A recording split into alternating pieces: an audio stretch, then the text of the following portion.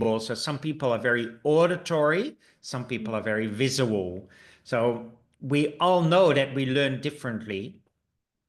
So for example, if you would read a chapter out of a book to me, for me, that goes in one ear and out on the other. I really need to read it myself because that's how I learn. So you have to therefore check with yourself, how does it work for me? But that's not just once. So sometimes we say, oh, that's not, I don't like it. I don't like that kind of practice. We hear it once, but we have to do it again and again and again and again over a prolonged time. And then we can say, okay, this is something I really like to work with or not to work with. So it's the same when we do any kind of practice. For example, if I'm going to teach or practice yoga and I do one asana and I go like, yeah, actually, no, it's not me. I'm just going to lay down here, then that's also not so good. So if we make a commitment, then we need at least to try it for a prolonged amount of time to see what it does for us, because sometimes also in the beginning, we don't really know what the effect of the practice has really on us, right? Thank And you. the more we practice, the better, of course, it becomes, right? We get a really good taste. So therefore, there's also, we need to know why we practice and we need to know how we practice. So this is really important. If we don't know really why we practice it, then we might not get the right, we don't have the right motivation, and we might actually also not have the right outcome. Then we need to know how to practice. But this is with anything, huh? Yes. Why do I want to drive a car? To go from A to B, ultimately. And so, and then I need to know how to drive a car, because if I don't know how to drive a car, then I might drive round and round and round, and I never get to B. I start at A, but I never arrive at B. So this is the same with our practice. If I don't know how to practice correctly, then I could practice Joshin Kokiho, Seisin Toitsu, the mantras, but I don't get the desired effect. So for example, with chanting also, one other very important element is that we stay focused while we do the chanting. So if I do the chanting, and at the same time, I'm going like this, Yodake wa ikarona shinpai suna, like this, then I don't get the right effect. And then I might say to someone, oh, I've been chanting for years, but it's not doing anything for me. No, because you're chanting and at the same time you're distracted, right? So this is a really important. So sometimes people say, oh, but I don't speak Japanese and I don't know how to pronounce it. That's okay, right? I don't really. I speak it with a Dutch accent, the Japanese precepts or some of the sounds. But that is not so much important. What is really important that we stay focused during the practice and that we do the deep breathing. And that already we feel this open spaciousness. If we can do practice like that, any practice ultimately, also with hands-on healing. So for example, if I do hands-on healing on myself or on someone else, and then I'm here and I fall asleep, then I'm not really doing hands-on healing. I have to be brutally honest. I'm sleeping, right? So therefore, traditionally, hands-on healing was done seated, often in sesa, on yourself so that you stay focused. So it was a meditation practice, not a sleeping practice. Of course, it's nice when I do hands-on healing and I fall asleep. There's nothing wrong with it. But then we have to be also brutally honest that my practice was only 5 minutes because for the rest of the half an hour I was asleep. So then I was sleeping practice, what is also very nice. But then I don't get the right result.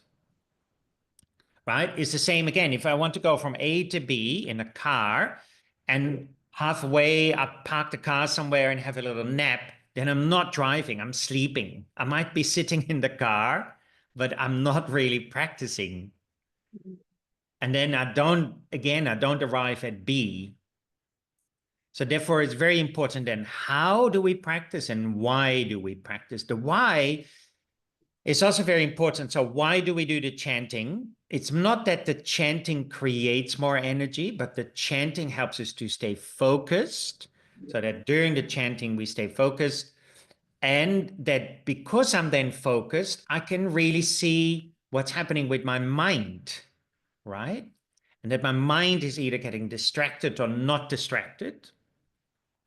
And if my mind is distracted, then my energy becomes distracted. Yeah, I know you practice some martial arts, right? With the sword. Yes. So it's the same thing. If you grab the sword and you get distracted, then you might actually hurt yourself, right? And if you have the sword and you go and have a little nap, then you're not really You're not practicing. practicing. You're napping. So, you're saying the main point of the chanting is focus. What about the physical aspect, the That's a Kotodama? side effect. Of course, it's a side effect. When we do the chanting, and in a minute we're going to do some chanting, then we might feel this vibration. Yeah. Because it's the same. If I hit this, we feel a certain vibration. And the vibration helps us also to let go of certain things. Same if I have a car, for example, and it drives on a dirt road, the car goes like this and everything falls off the car. So it also helps us to release things. But that's one element, but that is the other element is really the most important thing, is that our mind becomes more focused. Okay? Because when we look at the precepts, for example, we have do not anger, do not worry, be grateful, be true to your way and your being, and show compassion to yourself and others. Do not anger. What do we anger about? We anger about the past. You said this 1 second ago. That happened to me 20 years ago. When we look at worry, that is the future, what is going to happen in a minute or in 10 years' time. Being grateful, what often are we not grateful for? The present moment, right? So when we look at the first 3 precepts, it's really about don't be distracted by the past, don't be distracted by the future, and don't be distracted by the present moment.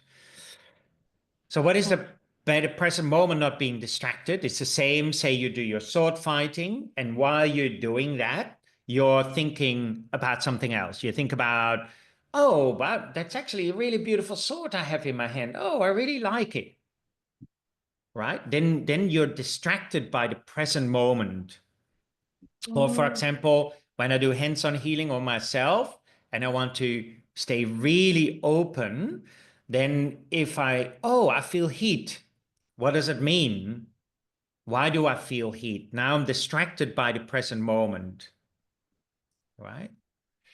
So sometimes we notice when we talk to someone and then we're talking to that person and that person is distracted about something you're saying, and you can really feel that, isn't it? So therefore, when we can stay in that open spaciousness without being distracted by past, present, future, we could do this, but we have to learn how to stay focused. So all these meditation practices, ultimately, like focusing on the breath in Joshin Kokyoho, the mantra, focusing on a mantra. When we focus on the symbol, we really focus our mind, we draw it, for example, again and again and again and again, the symbol. When we focus on our hands during hands-on healing, these are all focus tools to help us not to get distracted. Because if I'm not distracted, then my energy is also not distracted. Then it's right here. And it's a little bit like this. I have here some water, and often we all have some mud at the bottom, right?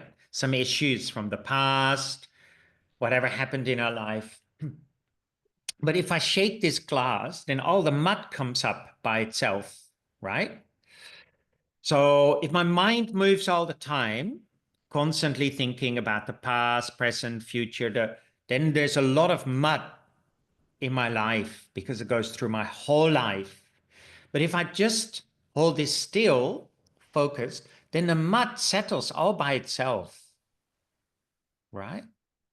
So if I still my mind, then the mud settles all by itself. And then I start to see how my mind actually jumps around like a crazy monkey so often. And if my mind jumps around as a crazy monkey, then my energy jumps around as a crazy monkey, right? It's very easy. I think you can also feel that when you work with your teacher, with the Danchen or the Hara, and you start to focus here, you go a bit like this, that your posture becomes very different. The way you move your sword becomes different because you're not really focused or grounded anymore. And then we have to take that focusedness into our daily life, right? Because most of the time in our daily life these days, particularly with these things, we are not really focused, right? We're super distracted. And so I don't need to sit down on a meditation or do hands-on healing, training myself into distractedness because most of the time of my day, I'm already distracted, right?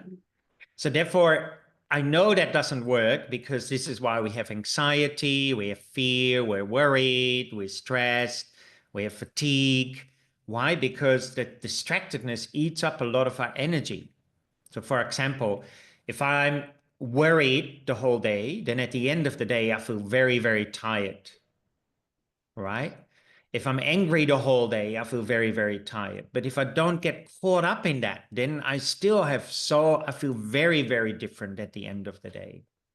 So therefore, these meditation practices ultimately are about focus. For example, the word mantra traditionally means protecting the mind.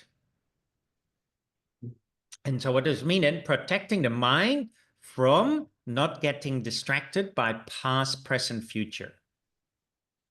Right? And therefore, sometimes in the beginning, you start with very simple mantras, like we're going to do one in a minute.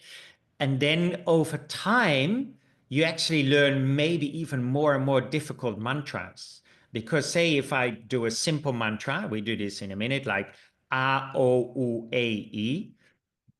If I chant A, O, A, A, O, A, it's quite simple.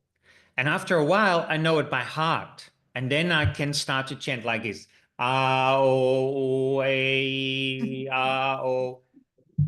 So then maybe the teacher goes like, okay, let's now do a more difficult mantra because I see that you get distracted, right? That makes sense? Yes. Okay, so therefore, really important to ask yourself, also in your daily life, this is why Mikusui said today, in your daily life, we can always ask ourselves, am I focused or am I distracted? Like yesterday, I went out for dinner with a friend and she is always super, super focused, right? But a while ago, there was a lot of things happening in her life. And then she was really unfocused. And you could see the conversations we had were different for a while because she was just unfocused. But now she's back to her normal self again. And yesterday again, she was really super focused. All these things happen and she's in the restaurant, but she's super focused. And then, of course, when you're super focused talking with someone, does it feel different? Yes or no? Yes.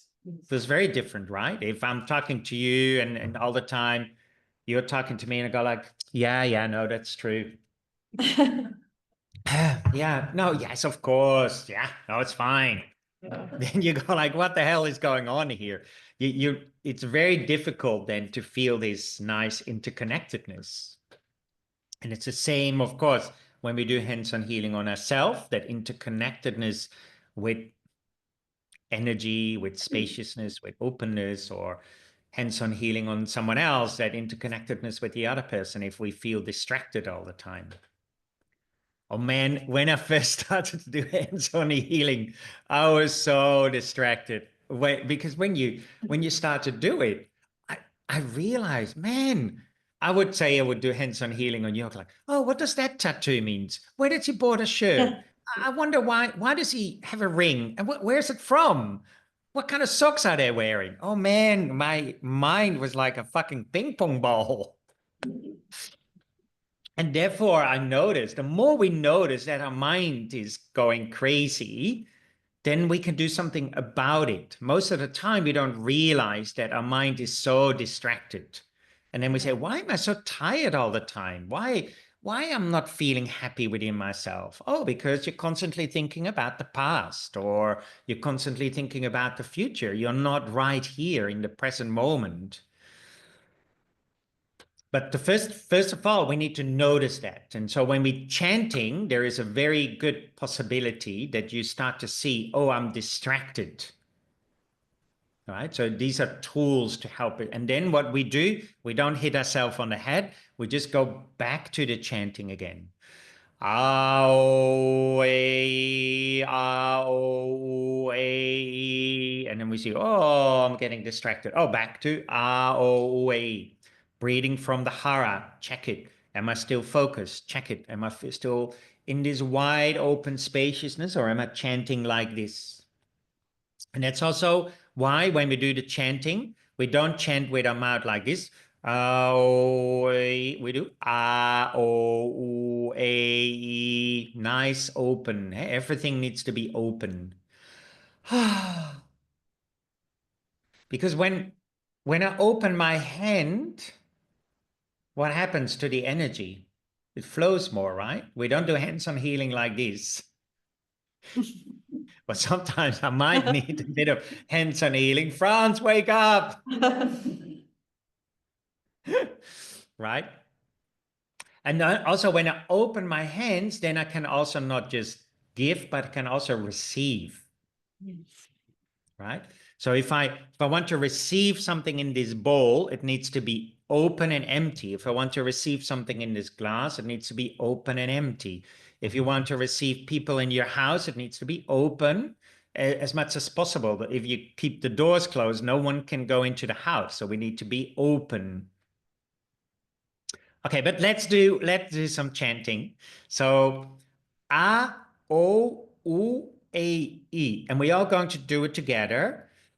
But try, because it's a simple mantra, don't follow me. Don't follow your neighbor. Follow your own breathing rhythm in it. Okay, because we all have a breathing rhythm.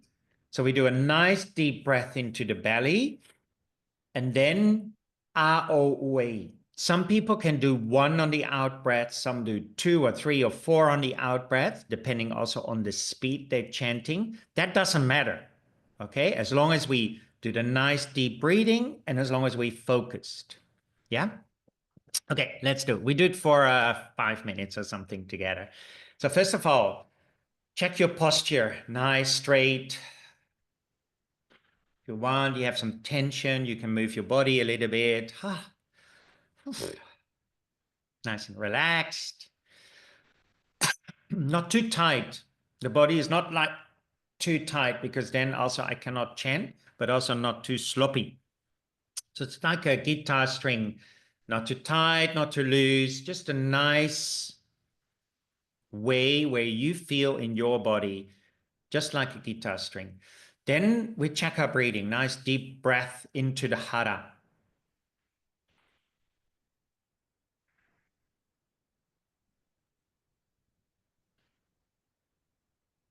And then while we do this nice deep breathing, at the same time, start to feel this spaciousness, this openness inside of you. And then feel that spaciousness and openness outside of you. Take your own time.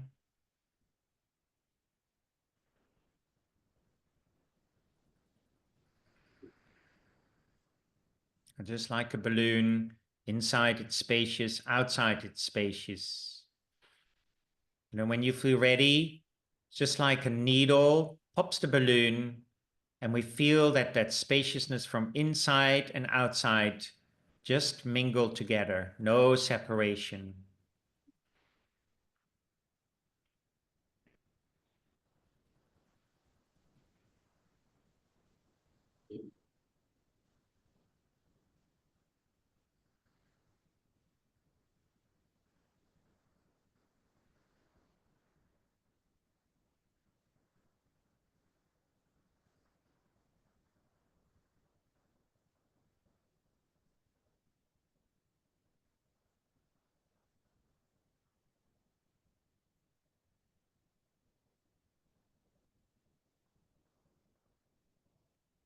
We're doing the nice deep breathing. We feel very open and spacious. And whenever you feel ready, we started chanting.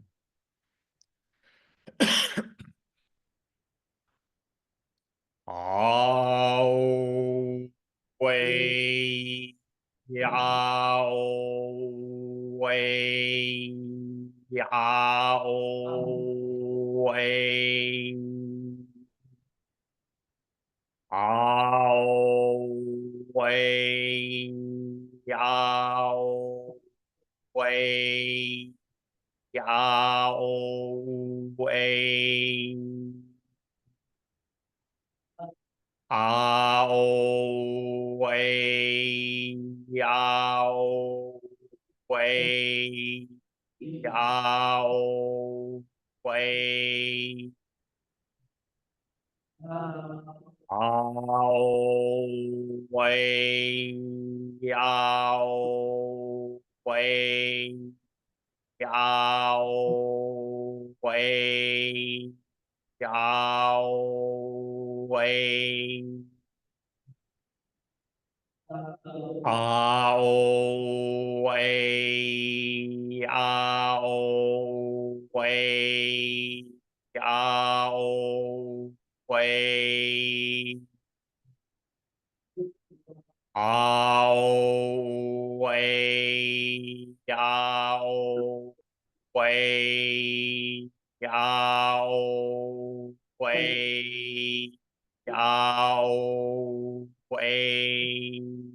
Wei Ao Wei Yao Wei Yao Wei Yao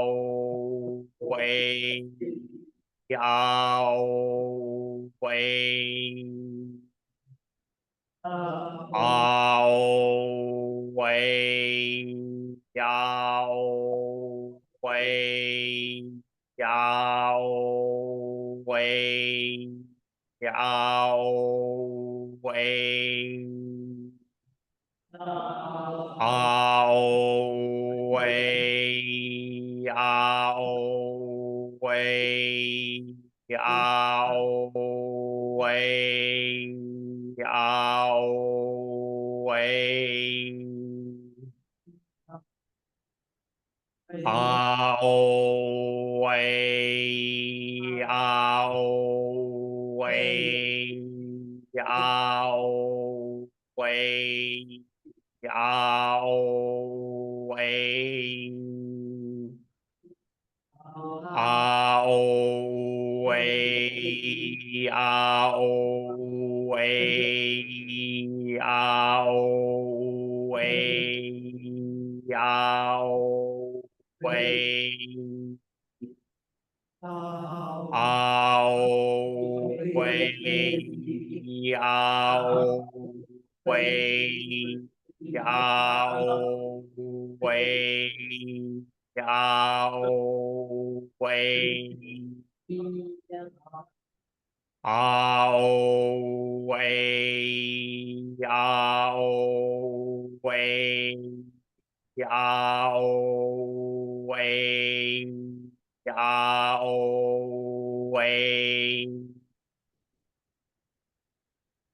Ao Wei Yao Wei Yao Wei Yao Wei Ao way, ao way, ao way, ao way, ao way, ao way, ao way, ao way. Ao way, ao way, ao way, ao way, ao way, ao way, ao way, ao way. Now stay in that resonance. Ao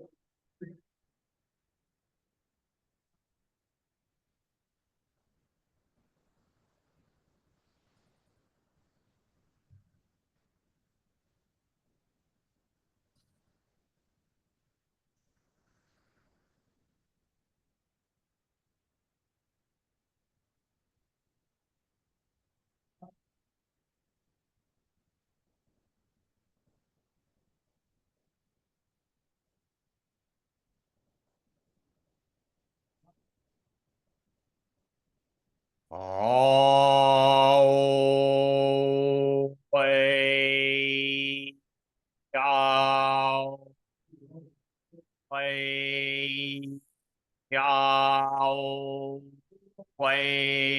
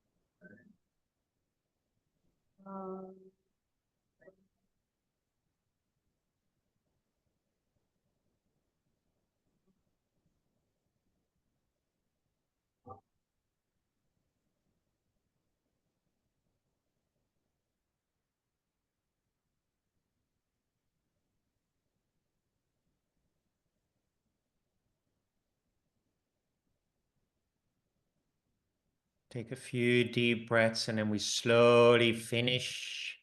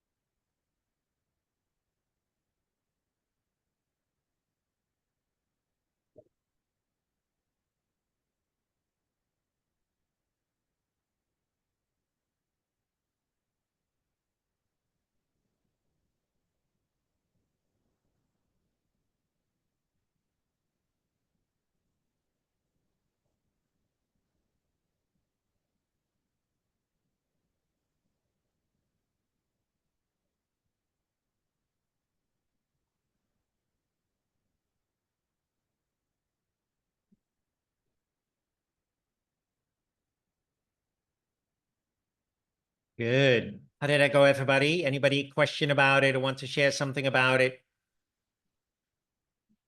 That's so beautiful. The energy is really nice here. I have two people asking about Kotodama actually. Yeah. So this is ultimately Aoi is a Kotodama. So word carrying spirit or energy. or the precepts are also called Kotodama ultimately. And then when we start to practice more and more and more and more, so in the beginning we have very specific mantras or kototamas.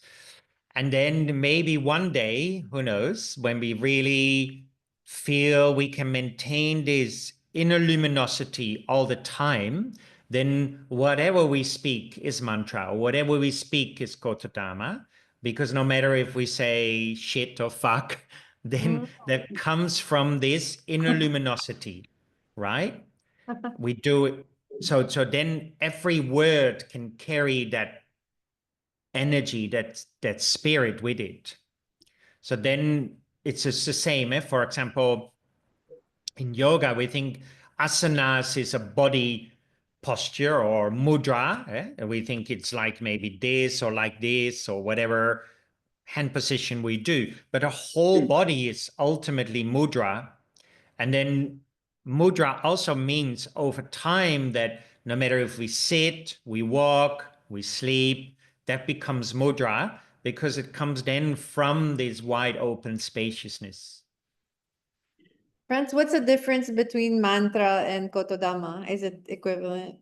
It's just a word. The word is different and The that's it. same. It's the Yeah. same. Okay. Yeah. So in Japanese, they don't really use the word mantra. They use it Mantra. kototama or Kotodama. jumon, or they have different words for it. Dharani sometimes. So it's just different words for the same thing. So for So, example, like my mom calls me her son, and then but I'm also a brother. I'm also a nephew, right? So these different names, but this thing doesn't change, it's- right? So there's different names for the same thing. okay. Thank you. So I have one last question here. I'll try to read your handwriting, Delia.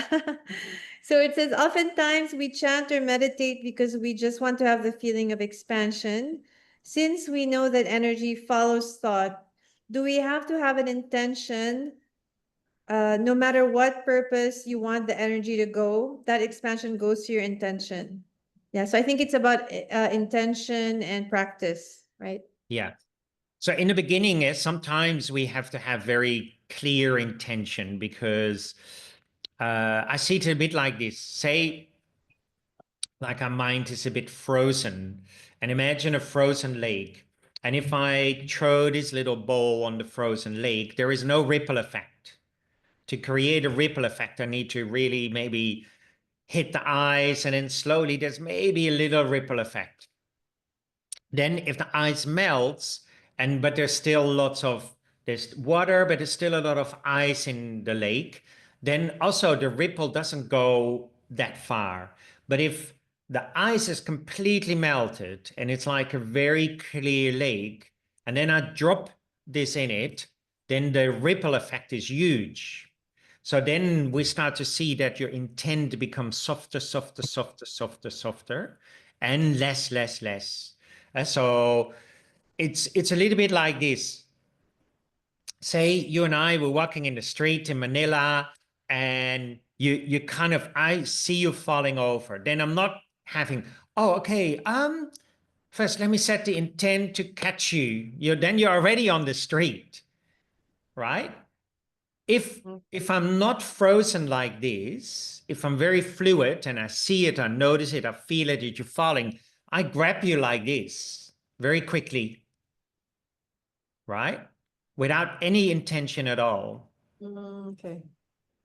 So ultimately, over time, everything needs to become effortless, right? It's just like the sun, for example. This is why we see in a lot of spiritual teachings, we see the image of the sun. The sun is not saying, oh, let me intend to do 2 rays on you and 20 rays on this person and 100 rays on. No, the sun is just shining. So the sun is not having any specific intent. In the beginning, we might need to do this because we feel a little bit stuck. So we need, oh, I need to intend to sit down to do my practice really clearly. But over time, this becomes more and more effortless It's like an effortless, for example, when we look at the compassion in the precepts, maybe in the beginning, oh, let me be compassionate. I feel I'm getting a little bit angry. I'm getting a little bit worried. So we have to set this clear intention. I'm a bit difficult with this person who's coming today. Let me, as much as possible, try to be kind and compassionate to this person who is coming to visit me. But when it becomes more and more part of you, then automatically you're going to be compassionate without the need of setting an intention. It just emanates out of you all by itself, just like the sun. That's beautiful. Thank you. Do we have time for one last question, Franz? Yeah, of course. Okay. So this one is it's from Paui, and he's asking, do we need to think about the meaning of the word we're chanting? Or should it Um, be empty? Yeah. It's a good yeah, question. when we, of course, it's a little bit like this. Um, Again, if I drive from A to B in the car, if during the driving of the car, I need to do this, and the motor is running, and the wheels are running, and there's gasoline being pumped through the whole thing, then I'm super distracted while I'm driving. So we just drive. So maybe after or before the driving on the car, we can check some things. We might need to check the oil. We might check the pressure of the tires like this. But during it, no need.